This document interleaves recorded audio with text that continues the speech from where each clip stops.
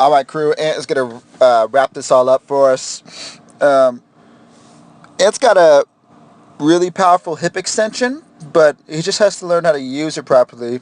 You'll see what I mean. Off the ground, not a bad position here. Hips are above the knees. Shoulders look back. Gaze is up. So we want to definitely exaggerate those knees coming back. You can see there's still a little too much of a bend to him.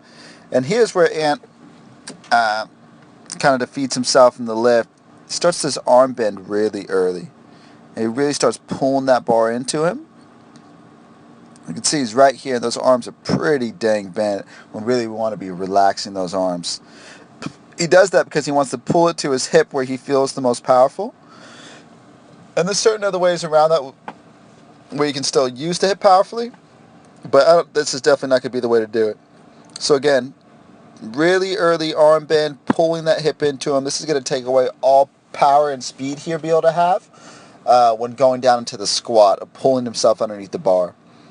But as you see, it's a really powerful hip extension, so much so that it leads the bar flying up and ultimately crashing down on him.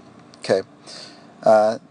Other major issue is we see Ant's feet stay in the exact same place the whole time. Okay, we want to drive up through those toes, jump those feet out to shoulder width. But that can be some quick fix stuff we can do. Good rack position, really good. Resets the feet for the jerk. What we are going to see is another shifted weight forward. Same issue as pretty much everybody else. He bends at the knees. This isn't how he had front squat, right? He wouldn't just dump those knees forward. He'd push the butt back, drive the knees out some. That's the exact same positioning we're going to be looking for the jerk.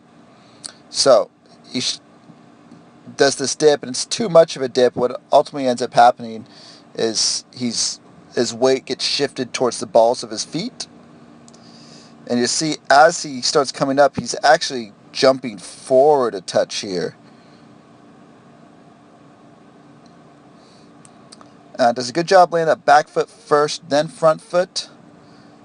I'd like to see the head through at this point, and then finish with extension. He keeps that head. Yeah, there he goes. Now he pushes through. Would rather him catch directly like that. The jerk positioning overall, though, is pretty good. He has slight internal rotation to the front foot, which is good.